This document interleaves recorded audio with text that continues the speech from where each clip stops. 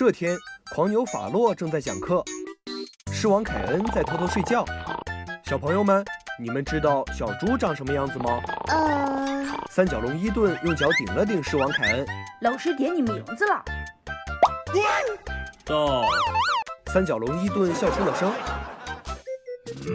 凯恩，我问大家小猪长什么样子，你答到干什么？伊顿再次笑出了声。好了，你坐下吧。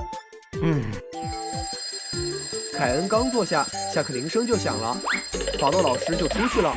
老师一走，凯恩便去找伊顿算账。伊顿，都怪你，害得我被大家嘲笑。你这就不对了，怎么能是我呢？我这不是为了你好吗？怎么会是为了我好？